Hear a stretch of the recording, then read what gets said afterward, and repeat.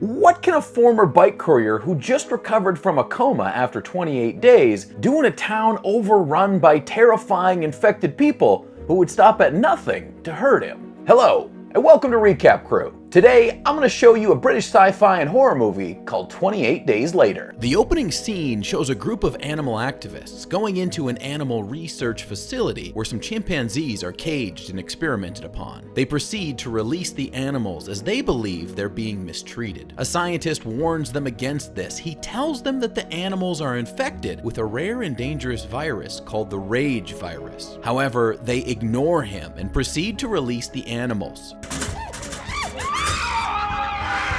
Unfortunately, the scientist's words turn out to be true as the chimpanzees waste no time in attacking everyone in sight. Although the scientist tries his best to put down the chimpanzees, he is also attacked by them. The next scene shows a young man, Jim, as he wakes up in a hospital. It turns out that he had been in a coma for the last 28 days. As he opens his eyes, he discovers that the hospital is deserted and in a state of disarray. Dressed in medical scrubs, he staggers out of the hospital and discovers that the entire city is also deserted. He calls out to anyone who might be around but receives no response. The street is littered with candies and cash, and he fills his pockets with it. He comes across a church as he wanders around and enters the building with the hopes of finding some comfort or making some sense out of the seemingly reset city. Unfortunately,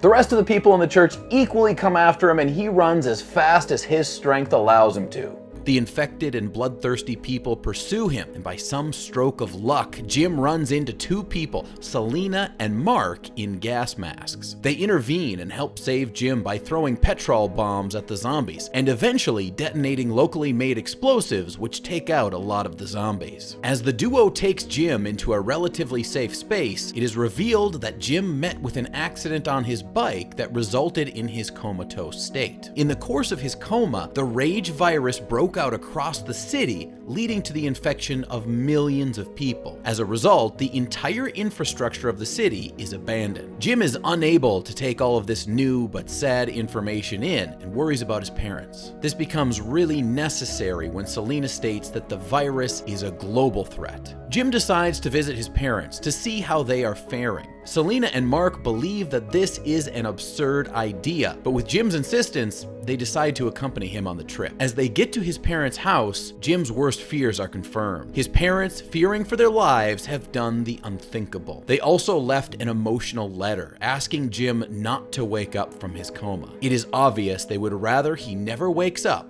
than become infected. Since it's quite late, the trio decides that it's a safe idea to sleep in that house. Mark and Selena waste no time falling asleep, but Jim is still traumatized by his parents' death. He rummages over some of his mother's personal things and plays a video on some of her recipes.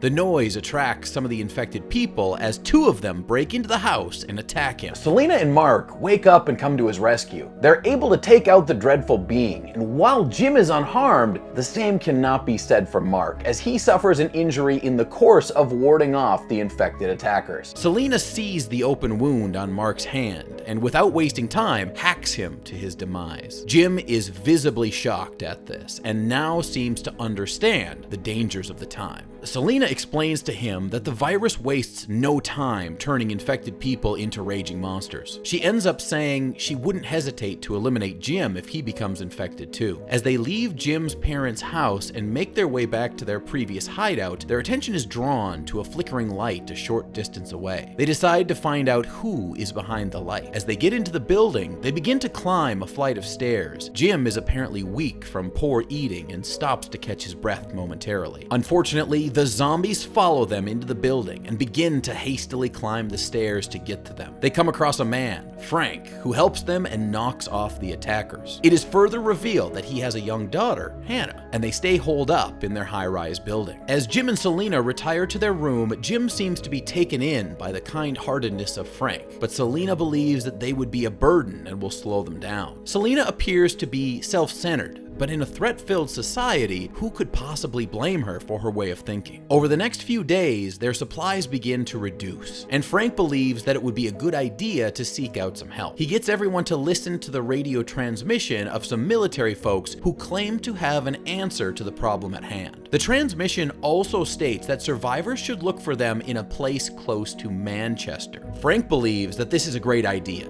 but Selina is not so convinced. But in the end, they still decide to give it a shot. As they leave their hideout through Frank's car, they pass through a tunnel. There they find a lot of damaged cars that cause a blockage. Frank decides to drive through the automobile debris. Unfortunately, he ends up blowing out one of the car tires. With apprehension and fear, they begin to change the tire when some rats rush past them. Within seconds, the ever-hungry zombies, who must have been dying for snack bites, charge at them before they're done with the tire. However, they were able to fix the tire, and they drove off before any of the infected ones fulfilled the desires of their growling stomachs. Better luck next time. After the group's lucky escape, they stop at a department store to stock up on supplies and fuel. For the first time in a long time, for most of them, they enjoy some form of sanity as they share a meal together in a field. Selina also begins to warm up to Frank and Hannah. The next day, they continue their journey until they come across yet another blockage near Manchester. The city also appears to be desolated, as they see many parts of it engulfed in flames. As they alight from their car, Frank assesses the situation and discovers that the place is deserted. He becomes frustrated and vents his anger at the remaining people. To make things worse, a crow that picks at the remains of a soldier cries without stopping. A frustrated Frank tries to get the bird to stop its annoying cry.